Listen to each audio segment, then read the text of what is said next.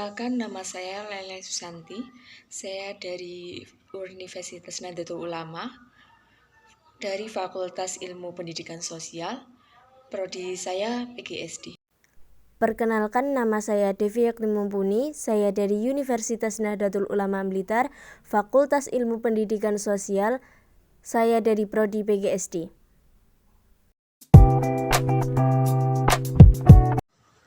Yang saya bahas adalah periodisasi sejarah Indonesia.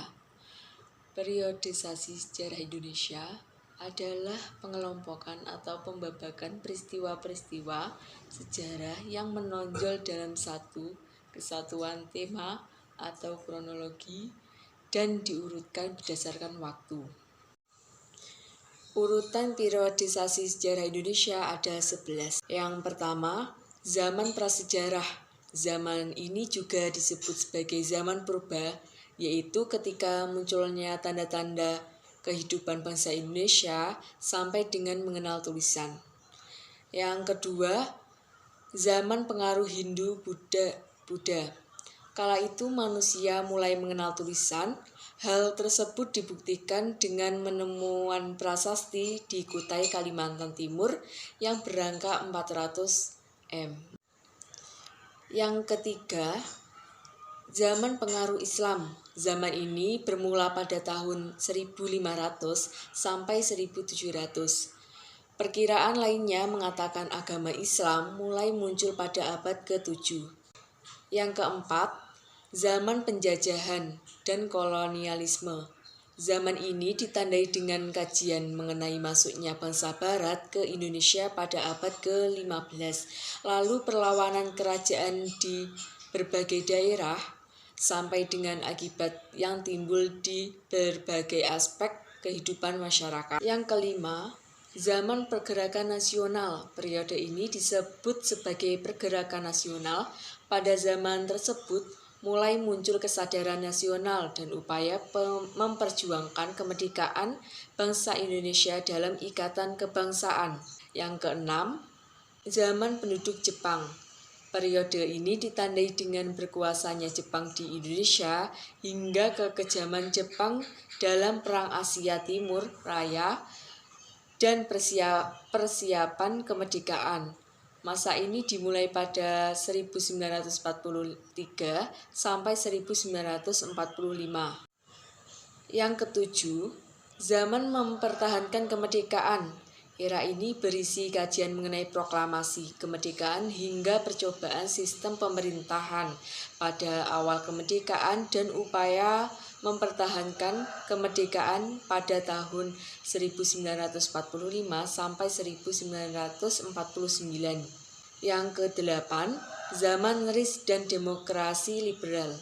Pada masa Republik Indonesia Serikat atau RIS dan demokrasi liberal ditandai munculnya pemerintahan Uni Indonesia Belanda dan masa penerapan sistem parlemen di Indonesia. Periode ini dimulai pada tahun 1949 sampai 1959. Yang kesembilan, zaman demokrasi terpimpin. Zaman ini berisi kajian mengenai demokrasi itu sendiri serta keruntuhan rezim Orde Lama. Era ini mulai pada tahun 1959 sampai 1966. Yang ke-10, zaman Orde Baru. Periode ini berisi tentang Orde Baru atau Orba hingga awal reformasi pada tahun 1966 sampai 1988. Yang ke-11, zaman reformasi. Kala itu, demokrasi berhasil menjatuhkan pemerintahan Orde Baru dan melahirkan gerakan reformasi yang menjadi tantangan ketatanegaraan baru di Indonesia. Selanjutnya saya akan membahas tentang pengaruh kebudayaan luar terhadap kebudayaan Indonesia atau zaman prasejarah. Sebelumnya saya akan membahas terlebih dahulu zaman prasejarah. Apa sih yang dimaksud zaman prasejarah? Zaman prasejarah adalah periode zaman dalam sejarah manusia sebelum adanya catatan tertulis. Periode ini tidak memiliki batasan waktu yang tetap. karena berlangsung dalam jangka waktu yang sangat panjang dan bervariasi di berbagai wilayah di dunia. Namun, pada umumnya, zaman prasejarah mencakup jutaan tahun sebelum munculnya peradaban tertulis.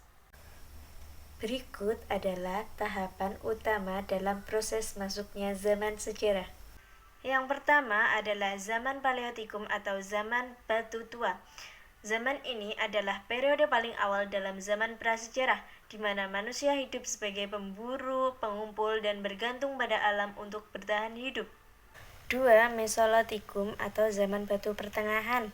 Manusia pada periode ini mulai mengembangkan teknologi baru seperti memahat batu dengan lebih presisi, membuat alat dari tulang dan tanduk binatang, serta mengembangkan teknik berburu dan memancing yang lebih canggih.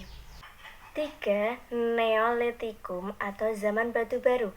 Periode ini ditandai dengan munculnya revolusi Neolitikum, yaitu peralihan dari gaya hidup pemburu pengumpul ke pertanian dan pemukiman tetap. Manusia pada periode ini mulai mengembangkan pertanian, memelihara ternak, membuat perkakas dari batu yang lebih canggih, serta membangun pemukiman permanen. 4.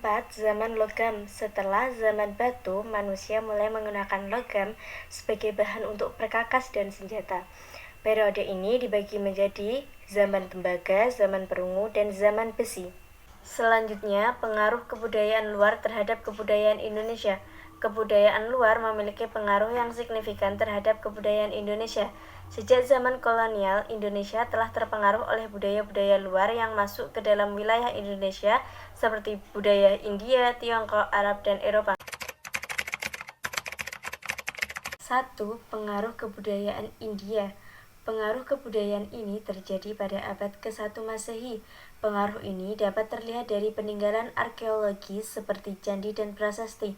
Budaya ini memberikan kontribusi besar terhadap kebudayaan Indonesia, terutama dalam bidang seni, sastra, dan agama. 2. Pengaruh kebudayaan Tiongkok.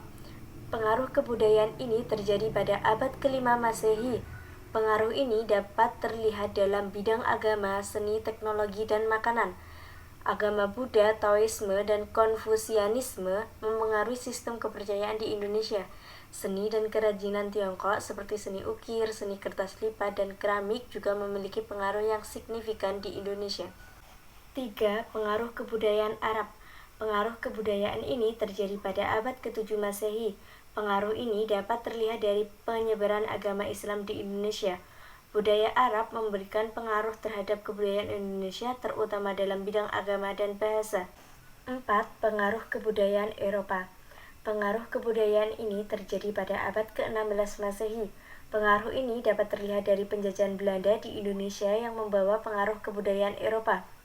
Budaya Eropa memberikan pengaruh terhadap kebudayaan Indonesia dalam bidang seni, musik, arsitektur, bahasa, dan pakaian.